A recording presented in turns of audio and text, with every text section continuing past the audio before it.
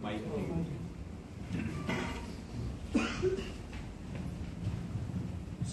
सर्व पत्रकार बंधू भगिनींचे मनापासून स्वागत करतो आणि आजच्या पत्रकार परिषदेला सुरुवात करतो। माझ्याबरोबर आज पक्षाचे शहर कमिटीचे सर्व प्रमुख पदाधिकारी ज्यांनी या सिडकोच्या विषयामध्ये स्वतः जातीने लक्ष घालून हा मुद्दा सोडवण्यासाठी प्रयत्न केले ते शहर सचिव सचिन कदम असतील, आमचे उपशहर अध्यक्ष सविनय म्हात्रे, शहर सचिव विलास गोणे असतील, आमचे चित्रपट सेनेचे उपाध्यक्ष श्रीकांत माने असतील, आमच्या महिला सेनेच्या शहर अध्यक्ष आरती धुमाळ मॅडम असतील आणि या इथले स्थानिक आमचे विभाग अध्यक्ष भूषण कोळी आणि समोर बसलेले सगळे सिडको सोडतधारक। खूप मोठा लढा होता आणि अशी काही आनंदाची बातमी येईल असे आम्हाला स्वप्नात सुद्धा फार कल्पना नव्हती। 2022 ची सिडको दिवाळीची लॉटरी उलवे बामणडोंगरीची 7,849 घरांची आणि पंतप्रधान आवास योजनेतली घरं असून सुद्धा त्या घरांच्या किमती 35 लाखापर्यंत सिडकोने ठेवल्या।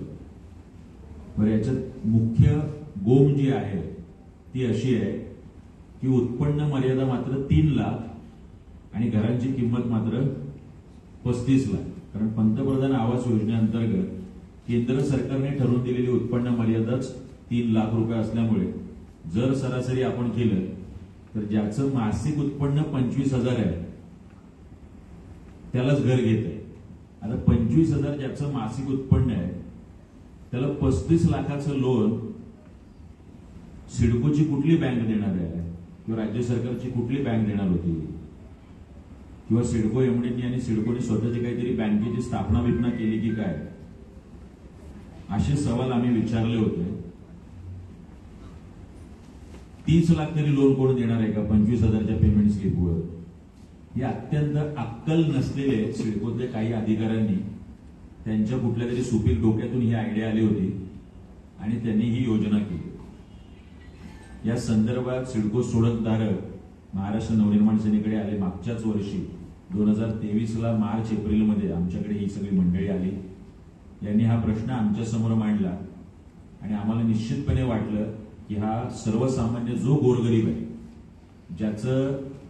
जो भाड्याने राहतोय, जो माथाडी कामगार आहे, जो रिक्षा चालक आहे, कोणाचं तरी पती वारलेलं आहे, आता माझ्या समोर एक ताई आहे की ती एनएमटी मध्ये कंत्राट बेसवरती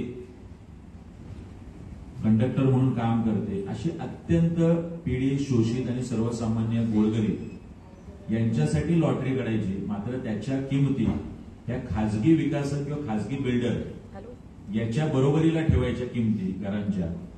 त्यामुळे आम्ही हा मुद्दा हातात घेतला। आम्ही या संदर्भात त्यावेळेचे जॉईंट एमडी मला वाटतं शिंदे साहेब,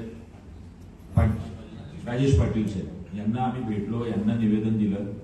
मुळात आम्ही त्यावेळी संजय मुखर्जी साहेब यांची वेळ मागितली होती, पण बहुधा सिडकोमध्ये बिल्डरला जेवढ्या लवकर प्रवेश आहे तेवढ्या लवकर सर्वसामान्य गोरगरिबांना आणि एखादं राजकीय काम सामाजिक अंगाने करणाऱ्या कार्यकर्त्यांनी पदाधिकारी आमच्यासारख्यांना लवकर वेळ मिळत नाही सिडको एमडीची। म्हणून आम्ही जॉईंट एमडींना भेटलो, तो प्रश्न मांडला, त्यांनी नेहमीप्रमाणे माना डोलवल्या, कारण त्यांच्या हातातच तो विषय नव्हता, ते निर्णयच घेऊ शकत नव्हते त्याविषयी। याच्यानंतर एक हॅशटॅग आम्ही ट्विटरवरती चालवला की घरांच्या किमती कमी करा। तो हॅशटॅग मोठ्या प्रमाणात चालला। ही सगळी मंडळी आपल्या कुटुंबासह त्या ट्विटरवर आली, सिडको एमडींना जाब विचारला। त्यावेळेचे नगररचना मंत्री म्हणजे मुख्यमंत्री त्यांना जाब विचारला गेला, सिडकोच्या अधिकाऱ्यांना जाब विचारला गेला, मात्र सिडकोला काही पाजर फुटलेला नव्हता। आम्ही या विषयावर एक भीक मागो आंदोलन जाहीर केलं। सिवूड स्टेशन ते सिवूड डीमार्ट पर्यंत हे आंदोलन झालं। हजारो संख्येने सिडको सोडतधारक आपल्या कुटुंबासह, आपल्या मुलाबाळांसह हे हक्काचं आणि परवडणारं घर मिळावं म्हणून त्यांनी एक मोर्चा काढला। त्या मोर्चामध्ये आम्ही एक शेवटचा इशारा दिला होता की जर यानंतरही निर्णय यांच्या बाजूने नाही झाला तर आम्ही सिडको एमडींची गाडी वाशी टोलच्या पुढे येऊ देणार। हाच विषय आदरणीय राजसाहेब ठाकरे यांच्या कानावर सिडको सोडतधारकांच्या वतीने मी टाकला आणि राजसाहेबांनी याचं गांभीर्य लक्षात घेता संवेदनशीलता दाखवत आदरणीय राजसाहेब ठाकरे हे स्वतः कळंबोली मॅगडीला या सगळ्या सिडको सोडतधारकांना भेटायला आले, त्यांच्याशी अर्धा तास बोलले आणि त्यांना आश्वस्त केलं की हा विषय मी सन्माननीय मुख्यमंत्र्यांच्या कानावर घालून हा विषय तुमच्या बाजूने लागेल असं आश्वासन आणि शब्द आदरणीय राजसाहेबांनी दिले. पुढच्या 2-3 दिवसात साहेबांकडूनच फोन आला की मुख्यमंत्र्यांची वेळ घेतलेली आहे, सिडको सोडतधारकांचं एक शिष्टमंडळ घेऊन आपलं सह्याद्री अतिथीगृहावरती पोहोचावं. आम्ही तिथे गेलो, हा विषय मांडला. त्यावेळेचे सिडको एमडी संजय मुखर्जी साहेब सुद्धा होते आणि त्या विषयामध्ये स्वतः मुख्यमंत्र्यांना हे लक्षात आलं की सिडकोची चूक झाली. 35 लाखाचं घर 25,000ची पेमेंट स्लिप किंवा उत्पन्न असलेली लोक घेऊ शकत नाही. आदरणीय बाळा नांदगावकर साहेबांना त्यांनी सांगितलं की आपण परत एक बैठक सिडको एमडींबरोबर नवी मुंबईत घ्यावी आणि त्याच्यातून काही मार्ग काढावा. ती बैठक सुद्धा झाली. ही सगळी मंडळी परत शेकडोंच्या संख्येने सिडकोच्या बाहेर, गेटच्या बाहेर उभी होती भर उन्हामध्ये. एक प्रस्ताव सिडकोने त्यानंतर पाठवला. आम्ही काही प्रस्ताव त्यांना दिले होते की कुठल्या कुठल्या मार्गाने आपण ही किंमत कमी करू शकतो. हा संपूर्ण 10 महिन्याचा पिरियड होता. याच्यामध्ये परत एकदा राजसाहेबांना आठवण करून दिल्यानंतर राजसाहेब परत एकदा आठवणीने मुख्यमंत्र्यांकडे गेले. म्हणजे सन्माननीय राजसाहेब 2दा मुख्यमंत्र्यांकडे गेले आणि हा विषय त्यांनी सांगितला, त्यांच्या कानावर घातला परत की अजूनही निर्णय झालेला नाहीये. आणि गेल्या 2-4 दिवसापूर्वी एक आनंदाची बातमी आली की सिडकोने 7,849 या सिडको सोडतधारकांच्या प्रत्येकी 6 लाख रुपये घरामागे कमी केले. जर हा आकडा आपण संपूर्ण पाहिला तर मला वाटतं सिडकोने पैसे कमी केले ही बातमी सिडकोच्या इतिहासात नसेल. सिडकोने पैसे वाढवले, सिडको अजून पैसे मागते किंवा सिडको अतिरिक्त पैसे मागते, अशा पद्धतीच्याच बातम्या आतापर्यंत सिडकोच्या संपूर्ण इतिहासात आलेल्या दिसतात. पण पहिल्यांदा महाराष्ट्र नवनिर्माण सेनेमुळे, आदरणीय राजसाहेबांमुळे आणि या महाराष्ट्राचे संवेदनशील मुख्यमंत्री श्री एकनाथ शिंदे यांच्यामुळे ही बातमी आपल्या कानावर आली की 6 लाख रुपये कमी झालेले आहेत. गुणिले 7,849 केलं तर 480 करोड रुपये सर्वसामान्य गोरगरीब कुटुंबाचे वाचलेले. मला वाटतं हा सिडको च्या पूर्ण इतिहासात हा प्रचंड ऐतिहासिक निर्णय. सिडको सोडतधारक, महाराष्ट्र नवनिर्माण सेना यांच्या एकजुटीमुळे हा निर्णय महाराष्ट्राचे मुख्यमंत्री आणि सिडकोला घेण्यास भाग पाडलं गेलं. राजसाहेबांचे या सगळ्या सिडको सोडतधारकांच्या वतीने जेवढे आभार मानावे तेवढे कमी आहेत. पूर्ण मुख्यमंत्र्यांच्या बैठकीत राजसाहेबांनी सिडको नेमकी कशासाठी स्थापन केली गेली याचा गोषवारा सिडको एमडी त्यावेळेचे संजय मुखर्जी यांच्या समोर सांगितला की स्वस्तातलं आणि परवडणारं घर हे 35 लाखात कसं असू शकतं आणि 25,000 पेमेंट स्लिप असेल तर त्यांना कोण 30 आणि 35 लाखाचं लोन देईल. याच्यानंतर निशब्द झालेले सिडको एमडी आणि मुख्यमंत्री आम्ही पाहिले आणि आज सिडको सोडतधारकांना ही बातमी आनंदाची कानावर आलेली आहे. या सगळ्यात पहिल्यांदा मी मुख्यमंत्र्यांचे अभिनंदन करतो, आदरणीय राजसाहेब ठाकरे यांचे आभार मानतो. त्यावेळेचे तत्कालीन सिडको एमडी डॉक्टर संजय मुखर्जी यांचे सुद्धा मनापासून आभार मानतो. आत्ताचे सिडको एमडी दिगीकर साहेब यांचं सुद्धा आभार मानतो आणि त्यांच्या सगळ्या अधिकाऱ्यांचं सुद्धा मनापासून मनसेच्या वतीने आणि सगळ्या सिडको सोडतधारकांच्या वतीने आम्ही आभार मानतोय. लवकरात लवकर हे अलॉटमेंट लेटर त्यांना द्यावेत अशी विनंती सुद्धा या माध्यमातून करतोय. या संपूर्ण 5-7 दिवसात काही गोष्टी कानावर आल्या, त्याच्यामुळे सुद्धा या पत्रकार परिषदेचं आयोजन आम्ही केलंय. मुळातच 7,849 घरे ही उल्वे बामण डोंगरी इकड्या या योजनेअंतर्गत आहेत. मात्र ज्यावेळी अर्ज केले गेले त्यावेळी 6 का 6,500 लोकांनीच फक्त या विषयामध्ये अर्ज केले. 35 लाख किंमत ऐकल्यानंतर त्यातल्या 1,300 लोकांनी ही घरं सरेंडर केली. त्यातली बरीच मंडळी इकडे 8-10 लोक आम्ही प्रातिनिधिक स्वरूपात बोलवले की 35 लाख किंमतच परवडत नव्हती. म्हणजे आता इथे NMT मध्ये कंडक्टर असलेल्या ताई आहेत, कोणीतरी अजून इथे बरीच मंडळी आहे की 1300 घरं सरेंडर केल्यामुळे त्याच्यामध्ये अर्ज फक्त असलेले मला वाटतं 4869 लोक राहिले. या 1300 लोकांना सरेंडर केल्यामुळे यांना संधी मिळेल की नाही अशी शंका आता या सगळ्यांच्या मनात आहे. मी या पत्रकार परिषदेच्या माध्यमातून सगळ्यात पहिल्यांदा विनंती आणि मागणी करतोय की आता सिडकोने 35 लाखाचं घर कमी करून 27 लाख रुपये किंमत ठेवलेली आहे, जी या 1300 लोकांना परवडू शकते. त्यावेळी 35 लाख परवडत नव्हती म्हणून या सगळ्या मंडळींनी ही घरं सरेंडर केली. या 1300 लोकांना सुद्धा ह्या योजनेअंतर्गत प्रत्येकी 27 लाखातच घर मिळावं अशी व्यवस्था सिडकोने करावी आणि या 1300 लोकांना सुद्धा घरांपासून वंचित ठेवू नये अशी मागणी सगळ्यात पहिल्यांदा महाराष्ट्र नवनिर्माण सेनेच्या वतीने आम्ही करतो. म्हणजे या सगळ्यांना सुद्धा त्याच्यामध्ये संधी मिळू शकते. ही 4869 घरं, त्या पलीकडे ही 1300 लोकांची घरं, उर्वरित घरं राहतात त्या 7849 मध्ये 1680 घरं. माझी परत एकदा मागणी आहे की या 1680 घरं सुद्धा आपण पंतप्रधान आवास योजनेअंतर्गत EWS मध्येच भविष्यातली लॉटरी त्यातली काढावी. ती नाहीतर ओपन मध्ये काढली तर ती 40 आणि 50 लाखाला सिडको विकू शकेल जर ती EWS आणि LIG मध्ये काढली नाही किंवा पंतप्रधान आवास योजनेत काढली नाही. तर माझी ही सुद्धा दुसरी मागणी आहे की 4869 जण त्यांचे 27 लाखात त्यांना घर मिळणारच आहे. 1300 जी मंडळी आहे ज्यांनी सरेंडर केली त्यांना सुद्धा आपण पात्र ठरवावं आणि त्यांना सुद्धा 27 लाखातच घर द्यावं आणि उर्वरित जे 1680 लोक राहतात त्यांना सुद्धा आपण त्या योजनेअंतर्गतच लॉटरी काढावी म्हणजे 27 लाखातच घर त्यांना मिळू शकेल. अशी 7849 लोकांना जर 27 लाखात घर मिळालं तर सर्वसामान्याचे 480 करोड रुपये वाचतात. मी याच्यात परत एकदा ऍड करतो की 2018-19ला मनसेमुळेच स्टॅम्प ड्युटी आणि रजिस्ट्रेशन पंतप्रधान आवास योजनेअंतर्गत घरांना हे 6% म्हणजे 18 लाखाची किंमत असेल तर 1.25 लाख आणि 25 लाखाची किंमत असेल तर 1.5 लाख हे सरळ थेट 1000 वर आणण्याचं आंदोलन आम्ही केलं होतं आणि 1000 रुपये फक्त स्टॅम्प ड्युटी आणि रजिस्ट्रेशनचे पंतप्रधान आवास योजनेअंतर्गत घरांना लागतं. म्हणजे आता सुद्धा असलेल्या या 7849 लोकांना 27 लाखामागे फक्त 1000 रुपये स्टॅम्प ड्युटी आणि रजिस्ट्रेशन भरावं लागणार. म्हणजे यांचे परत एकदा 1.5 ते 2.25 लाख रुपये वाचतात. गुणिले जर आपण 7849 केले तर 2.25 कोटी म्हणजे घरामागे किंमत कमी झाली 35 चे 27 ते 480 कोटी.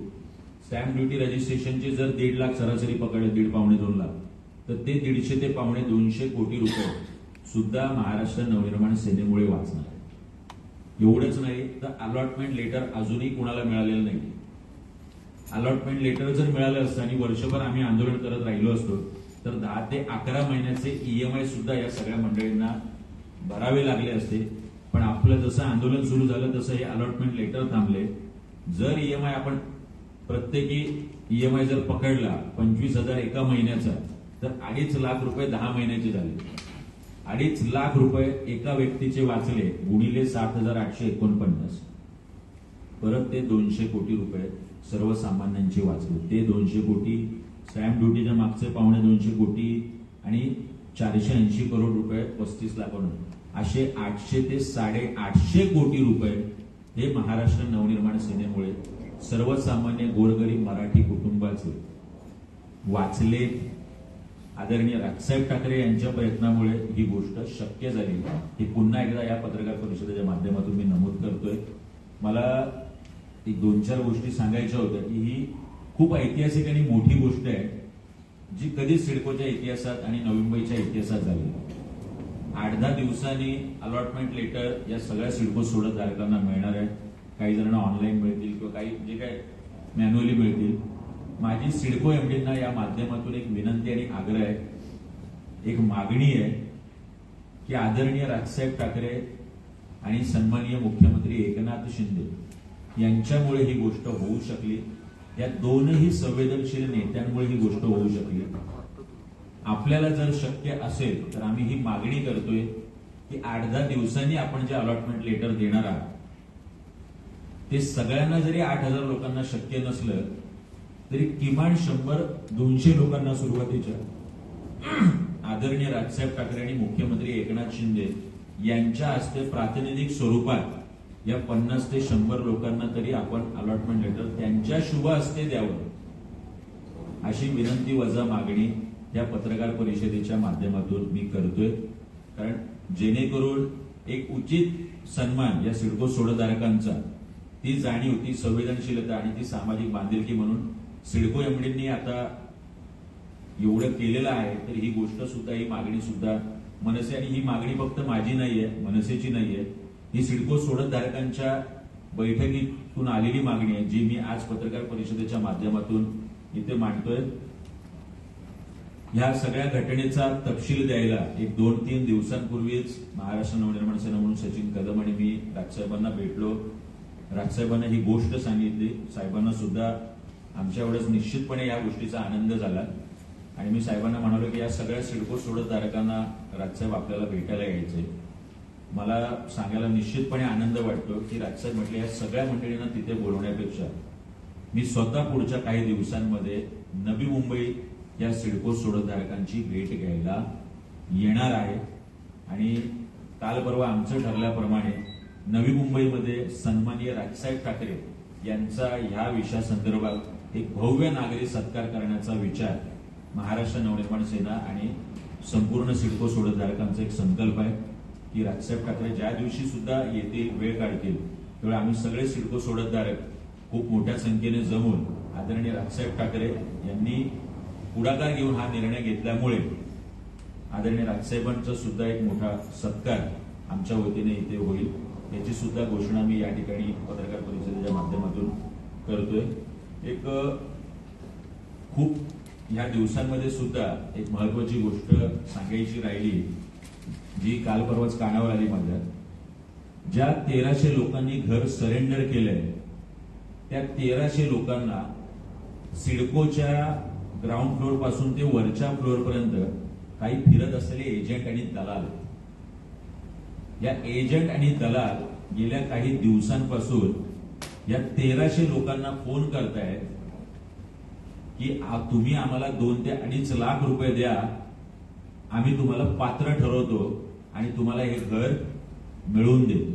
माझी सिडको एमडींना या माध्यमातून विनंती आहे, आग्रह आहे, मागणी आहे आणि मनसेचा इशारा की या सिडकोच्या एजंट आणि दलालांना हटवा. मला कल्पना नाही आहे की तुमचे कुठले अधिकारी या दलालांसोबत संगनमत करू नये. मला कल्पना नाही की तुमचे कुठले अधिकारी यांना या 2-2.5 लाखामधून कमिशन मिळणार. ही बाब वेगळी की आपल्याकडे सिडको आहे, नवी मुंबई महानगरपालिका आहे, कोकण भवन आहे, MIDC आहे आणि APMC आहे. या सगळ्यात जास्त भ्रष्टाचारी कोण असतील तर हे सिडकोचे अधिकारी. आणि प्रत्येक वेळी या सिडकोच्या अधिकाऱ्यांवरतीच धाड पडते आणि हे कुठेतरी पैसे घेताना दिसतात. तर मला वाटतंय डिग्गीकर साहेब, आपण म्हाडामधून आलेला आहात, आपण खूप चांगलं काम करताय, आपण हा खूप चांगला निर्णय घेतलेला आहे. आता आपण ही साफसफाईची मोहीम सुद्धा हातात घ्यावी आणि या एजंट आणि दलाल मुक्त सिडको करावी, एवढी सुद्धा मागणी करतोय. या एजंट आणि दलालांना सुद्धा माझा इशारा आहे, याच्या पुढे एकही फोन जर या 1300 सरेंडर केलेल्या सिडको धारकांना आपला गेला तर रस्त्यावर चोपून काढू. आताही माझ्याकडे काही नंबर आलेले आहेत. सध्याच्या घडीला हे नंबर मी जाहीर करत नाही, ना त्या सिडको अधिकाऱ्यांची नावं जाहीर करत, ना त्या एजंटची नावं जाहीर करत. पण जर गरज पडली तर ही नावं पुढे पत्रकार परिषद घेऊन त्या सिडको अधिकाऱ्यांची, त्या एजंट दलालांची आम्ही जाहीर करू आणि रस्त्यावरती चोपून काढू, हा सुद्धा इशारा इथे देतोय. 1300 सिडको सोडतधारकांना ज्यांनी घर सरेंडर केलंय त्यांना आपण पैसे न घेता या एजंट दलालांकडून या 1300 जणांना पात्र ठरवा आणि त्यांना 27 लाखातच घर मिळालं पाहिजे. पुढच्या काही दिवसात, म्हणजे आजच आम्ही मेल केलेला आहे या मागणीचा. आम्ही ही मागणी सुद्धा केलेली आहे. ज्या मागण्या मी आता सांगितल्या त्याचा एक मेल आम्ही सिडको एमडींना केलाय आणि मी या 1300 लोकांना सुद्धा आश्वस्त करतोय, आपण कुठल्याही भूलथापांना बळी पडू नका. कुणालाही 1 रुपया दलालांना, एजंटला, अधिकाऱ्यांना देऊ नका. या 1300 लोकांना घर मिळवून द्यायची सुद्धा जबाबदारी महाराष्ट्र नवनिर्माण सेनेची आहे आणि ती आम्ही पूर्ण करू. 1 रुपया कुठलाही अतिरिक्त न देता आपल्या 1300 लोकांना सुद्धा 27 लाखातच प्रत्येकाला घर मिळेल. आणि याच्यासाठी आदरणीय राजसाहेबांची सुद्धा आवश्यकता जिथे जिथे भासेल तिथे तिथे राजसाहेबांना सुद्धा आमच्या वतीने विनंती केली जाईल. त्यामुळे आपण 1300 लोकांनी न घाबरता, कुठलेही पाऊल न उचलता चुकीचं महाराष्ट्र नवनिर्माण सेनेसोबत राहावं. या 1300 कुटुंबांना सुद्धा ज्यांनी ज्यांनी घर सरेंडर केलंय, कारण किमती जास्त होत्या, सर्वसामान्य गोरगरिबाला परवडत नव्हतं म्हणून त्यांनी ते घर सरेंडर केलं. तर मला वाटतं त्यांना सुद्धा हे घर निश्चितपणे मिळणार. सिडको एमडींकडे आम्ही परत एकदा मागणी न करता, जर गरज पडली तर महाराष्ट्र नवनिर्माण सेना या 1300 लोकांसाठी सुद्धा रस्त्यावरती आक्रमक होईल, हे 100%. त्याचं पत्र आम्ही दिलेलं आहे.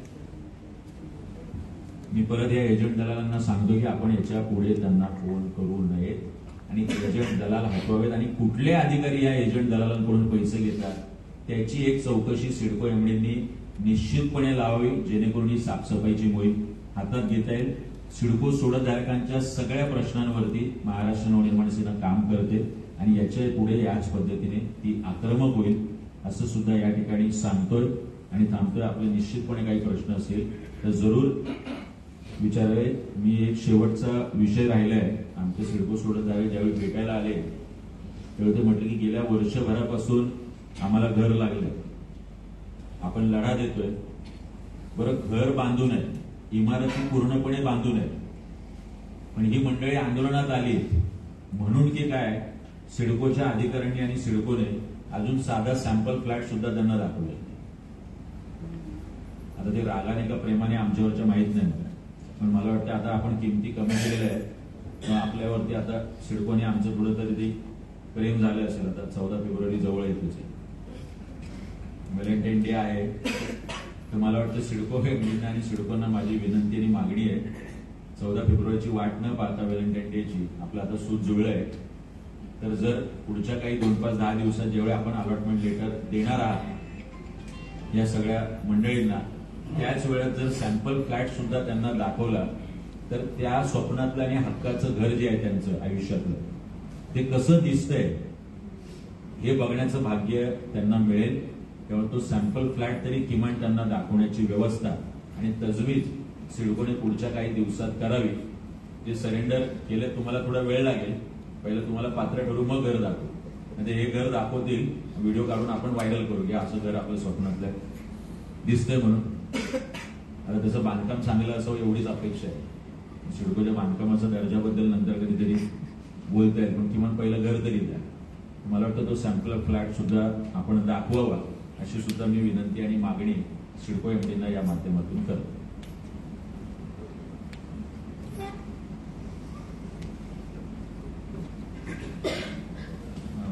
आल्यानंतर बोलू. आपले काही प्रश्न असतील तर निश्चितपणे विचारायचे. साहेब 25,000 इन्कम आहे बरोबर, आणि 10% आपण सिडकोला भरल्यानंतर 90% अमाऊंट ही व्हायला पाहिजे.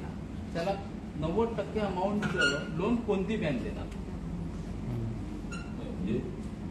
35,000 27 लाख 27 लाख किंमत आहे, 10% मायनस केले 24 लाख रुपये त्याला लोन लागणार बरोबर. 25,000 24 लाख लोन कोणती बँक देणार? नाही, आता काय झालंय, पंतप्रधान आवास योजनेअंतर्गत त्यांना 3 लाखाची उत्पन्न मर्यादा, जी उत्पन्न मर्यादा आता याच्या पुढे जी लॉटरी निघणार आहे ती 6 लाख केली. मुळात केंद्र सरकारची जी उत्पन्न मर्यादेची अट आहे ना तीच त्यांनी बदलायला हवी होती त्याच वेळेला, किंवा त्याची मागणी सिडको आणि म्हाडाने करायला हवी होती. पण ती मागणी न केल्यामुळे ही गोष्ट फसली आणि ही योजना सुद्धा फसली. आता त्यातल्या त्यात आपण मागणी केल्यानंतर 6 लाख ते कमी झाले, 2-2.5 लाख रुपये पंतप्रधान आवास योजनेतली घरं आहे ती कमी झाली, स्टॅम्प ड्युटी कमी झाली. आता 27 लाख जरी असलं तरी सुद्धा 10%, 20%, 25% त्यांनी भरून 75-80%च लोन होतं. 90% काय लोन कुठली बँक आता सध्याच्या घडीला देत नाही. बरं, आपल्या ही सगळी मंडळी NMTत आहेत, रिक्षात आहेत, तर त्यांना काय कुठली नॅशनलाइज बँक लवकर देत नाही, त्यांना फायनान्सच करावं लागतं. त्यामुळे आता त्यातल्या त्यात आपण लढा देऊन 6 लाख रुपयापर्यंत तरी किमान ती गोष्ट आणली. त्यामुळे मला वाटतं की आता याच्या पुढची जी लॉटरी निघणार आहे ती मी आज वाचले की 6 लाख रुपये केंद्र सरकारने उत्पन्न मर्यादा AWS साठी केली.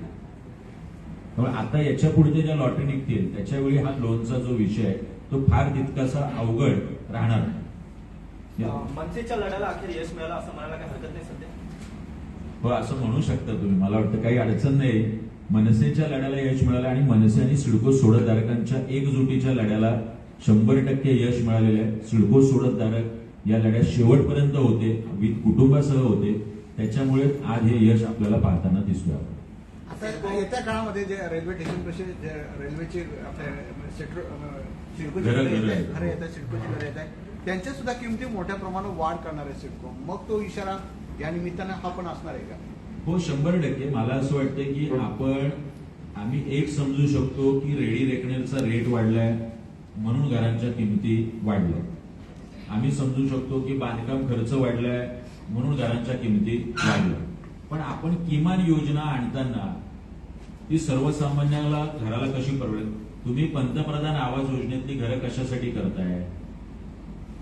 की परवडणारी घरं मिळावी, अफोर्डेबल हाऊसेस लोकांना मिळावं. कारण ही सगळी मंडळी टॉवरमध्ये किंवा मोठ्या विकासकाकडे जाऊन घरं घेऊ शकत नाही. तर मला वाटतं याच्या पुढे सुद्धा आपण जर किमती ठेवताना किमान याचा सारासार विचार करा. किंवा उत्पन्न वाढलंय का? लोकांचं निश्चित वाढलंय सर्वसामान्य, पण ते इतक्या टोकाचं वाढलंय का की आपण बिल्डरची किंमत सुद्धा 35-40 लाख रुपये आणि त्याच ठिकाणी त्याच प्लॉटवर बाजूच्या प्लॉटवर स्क्वेअर फीटचा दर पकडला तर तो सुद्धा सिडकोचा तेवढा. मला वाटतं सिडकोची पहिल्यांदा असं होतंय, सिडकोची घरांची लॉटरी निघणार, लोक 6-6 महिने वाट पाहायचे आणि रांगा लागायच्या. म्हणजे जर 5,000 घरांची लॉटरी असेल तर 10,000 अर्ज यायचे. आज 7,849 घरांसाठी 6,000 अर्ज येतात.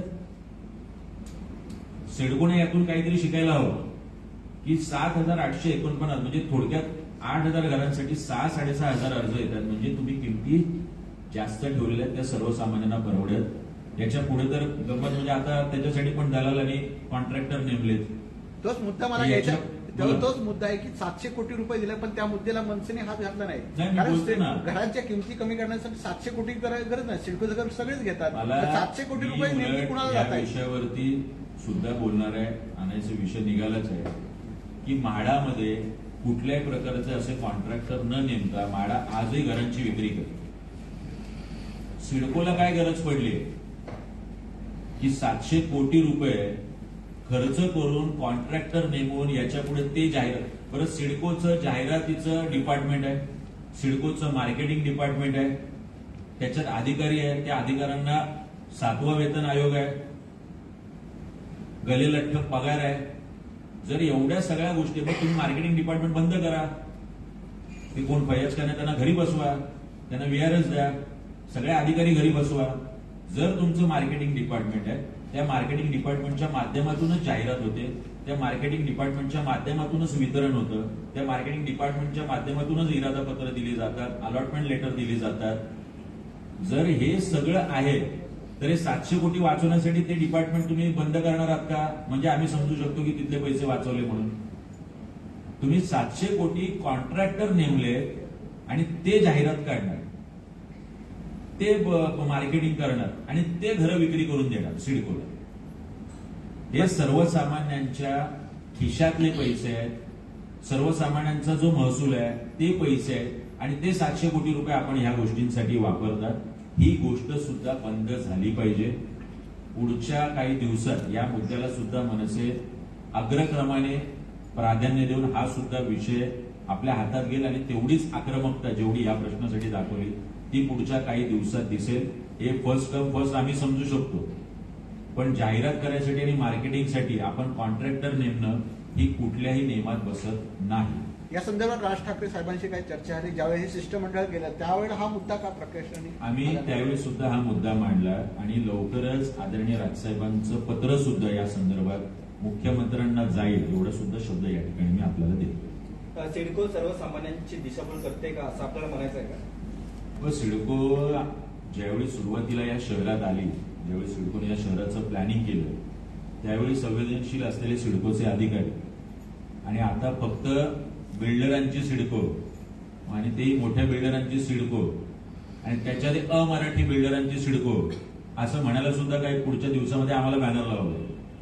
म्हणजे आता फक्त बिल्डरांना, म्हणजे मला काल परवा सांगितलं की जे प्रकल्पग्रस्तांना 12.5% सिडकोने प्लॉट द्यायला पाहिजे होते ते अद्यापही लोकांना मिळालेले नाही आणि ते मोक्याचे प्लॉट जे इथल्या आगरेकोळी बांधवांना द्यायला पाहिजे होते ते मोक्याचे प्लॉट आज तुम्ही टेंडर प्लॉट काढून बिल्डरांच्या घशात घालता. ते कुणाला मिळायला पाहिजे? ती इथल्या आमच्या आगरेकोळी बांधवाला मिळायला पाहिजे, ते इथल्या आमच्या प्रकल्पग्रस्ताला मिळायला पाहिजे. पण त्याला कुठला तरी कोपऱ्यातला प्लॉट मिळतो. यांच्या योजना कुठे राबवता तुम्ही? तळोजामध्ये, तळोजा सेक्टर 34-36 मध्ये त्या योजनेची पण बोंबाबोंब चालू आहे. 1 वर्ष झाले, घरं बांधून झालेली आहे, रस्ता अजून पूर्ण नाही केला त्या इंजिनियर डिपार्टमेंटने सिडकोच्या. लोकांचे ईएमआय भरतायत लोक, 1 वर्ष झाले, म्हणजे 2.5 ते 3 लाख रुपये लोकांचे गेले, अजूनही लोकांना घराचा ताबा मिळाला. महारेरा काय करतंय? बिल्डरने वेळेवर ताबा नाही दिला तर महारेरा कारवाई करते ना. मग सिडकोवर महारेरा कारवाई करणार का? तर नाही करणार, कारण शासनाची बॉडी आहे, शासनाचं महामंडळ आहे. मग का नाही कारवाई करत? मग आमच्या लोकांना 2.5 लाख रुपये सिडको देणार आहेत का? जे आमचे ईएमआय मध्ये गेले, कारण आम्हाला घर मिळालेलं नाही. अजून 3,000 लोकांना घर नाही मिळाले सेक्टर 34-36 तळोजा. आता काहीतरी आम्ही मागणी केल्यानंतर अदर चार्जेस मध्ये 60,000 रुपये कमी केले, म्हणजे 60,000 गुणिले जर 3 पकडलं तर हे 18 कोटी रुपये लोकांना आमच्यामुळे दिलासा मिळाला त्या 3,000 लोकांना. पण 60,000 होणार आहे का? आम्ही परत 1,90,000 काय करायचं? या प्रश्नावरती सुद्धा आम्ही पत्र लिहिणार आहोत आणि त्या लोकांना, आणि सगळ्यात महत्वाचं हे जे इंजिनियर काम करतायत यांची जबाबदारी आहे. जर पुढच्या काही दिवसात आमचे सचिन कदम आणि सिडको सोडत झालं त्या इंजिनियरच्या कॅबिनमध्ये घुसून आंदोलन करताना आपल्याला निश्चितपणे दिसतील. जर पुढच्या काही दिवसात ही घरं जर सेक्टर 34-36 मिळाली नाही. पण तळोजामध्ये जे सिडकोची घरं पण महाग आहेत, खासगी बिल्डर त्याच्यापेक्षा चांगले देतो. बाल्कनी वगैरे स्मार्ट असतात. इथे बामणडोंगरीला सुद्धा 35 लाख जी किंमत ठेवली होती तेव्हा 38 लाखात खासगी बिल्डर देतो. आमचं पहिल्यापासून हेच म्हणणं. त्याला बाल्कनी असते विशेष करून खासगी. याच्यात फक्त स्विमिंग पूल लावायला पाहिजे. याला काहीच नाही. आपण म्हणालात की सिडकोचे अधिकारी भ्रष्टाचारी आहेत, मग मनसे त्याबद्दल आवाज उचलणार आहे आणि ते भ्रष्टाचारी आहेत नेमकं काय करतात? आताच या ठिकाणी सांगितलं की 1300 लोकांना ज्यांनी घरं सरेंडर केली त्या 1300 लोकांना सिडकोचे एजंट आणि दलाल हे कुठल्या अधिकाराच्या अधिकारी जो आहे त्याच्या माध्यमातून एवढ्या अधिकारवाणीने फोन करतायत. बरं, ज्यांना 7,849 लोकांना सिडकोची लॉटरी लागली त्यांचे नंबर या एजंट आणि दलालांकडे कुठून आले?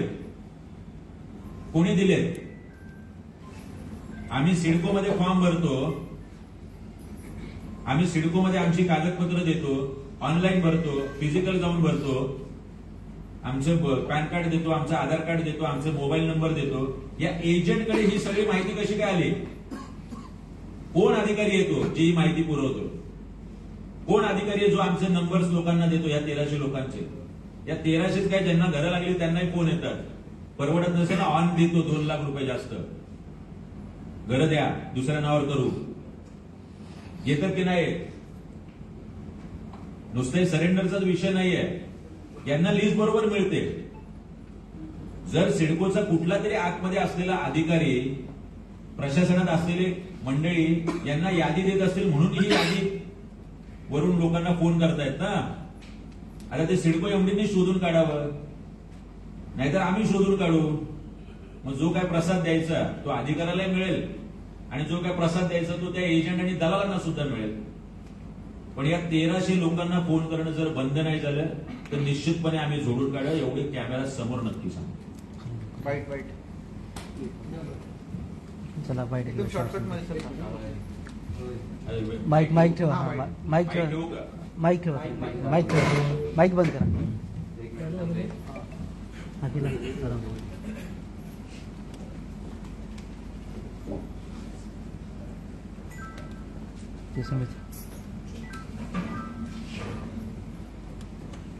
राज ठाकरेमुळे आज हा महत्वाचा निर्णय जे मुख्यमंत्र्यांनी घेतलेला आहे, काय प्रश्न होता, काय उत्तर मिळालेलं सिडको प्रशासनाकडून? हे मुळात सिडकोने उल्वे बामण डोंगरीला एक 7,849 घरांची लॉटरी काढली होती. पंतप्रधान आवास योजनेतली आर्थिकदृष्ट्या दुर्बल घटकातील लोकांसाठी लॉटरी काढून सुद्धा घरांच्या किमती मात्र 35 लाख रुपये, ज्या सर्वसामान्यांना परवडणाऱ्या नव्हत्या, ज्याची वार्षिक उत्पन्न मर्यादा फक्त 3 लाख होती. ही सगळी मंडळी आली. आदरणीय राजसाहेब ठाकरे यांनी या विषयात पुढाकार घेतला. मनसे नवी मुंबईने यात आंदोलन केलं. मुख्यमंत्र्यांकडे या विषयासंदर्भात 2दा बैठक झाली आणि काल परवा ही आनंदाची बातमी आली की 35 लाखावरून घरांच्या किमती या 27 लाख रुपये ठेवण्यात आलाय. निश्चितपणे हा आमच्यासाठी खूप आनंदाचा क्षण आहे आणि सिडको आणि सिडको सोडतधारकांच्या पूर्ण इतिहासात हा प्रचंड मोठा असा ऐतिहासिक निर्णय. मी आदरणीय राजसाहेब ठाकरे आणि मुख्यमंत्र्यांचे सुद्धा सिडको सोडतधारक यांच्या वतीने मनापासून आभार मानतो. सिडको एमडीचे आभार मानतो. शिवाय ह्या लोकांना अलॉटमेंट देताना 8-10 दिवसांनी हा खूप मोठा निर्णय झाल्यामुळे संवेदनशील मुख्यमंत्री एकनाथ शिंदे साहेब आणि आदरणीय राजसाहेब ठाकरे यांच्या हस्ते किमान 100 प्रातिनिधिक स्वरूपात लोकांना यांच्या शुभ हस्ते ते वाटपपत्र मिळावं, अलॉटमेंट लेटर मिळावं अशी मागणी आम्ही करतोय. शिवाय 1300 लोकांनी घर परवडत नाही, 35 लाख रुपये किंमत परवडत नाही म्हणून घरं सरेंडर केली होती. त्या 1300 लोकांना सुद्धा परत एकदा या योजनेअंतर्गत संधी मिळावी आणि त्यांना घरापासून वंचित ठेवू नये अशी सुद्धा मागणी आम्ही आज या माध्यमातून करतोय. सॅम्पल फ्लॅट अजूनही लोकांना दाखवलेला नाही. तो सॅम्पल फ्लॅट लवकरात लवकर लोकांना जर दाखवला तर ते स्वप्नातलं घर कसं असणार आहे ही गोष्ट स्वतः सिडको सोडतधारकांना पाहायला मिळेल. त्या 1300 लोकांना ज्यांनी घर सरेंडर केलेलं आहे त्यांना सिडकोच्या अधिकाऱ्यांच्या माध्यमातून काही एजंट आणि दलालांचे फोन येत आहेत. मी सिडको एमडींना विनंती करतो, हे दलाल आणि एजंट हटवा. कुठल्याही पद्धतीने 2-2, 2.5 लाख रुपये मागितले जात आहेत लोकांकडून. ती अत्यंत सर्वसामान्य आणि गोरगरीब लोक आहेत. आपण हे दलाल हटवा आणि यांच्या माध्यमातून असलेले जे अधिकारी आहेत त्यांच्यावरती कारवाई करा अशी सुद्धा मागणी या माध्यमातून मी करतो. थँक्यू.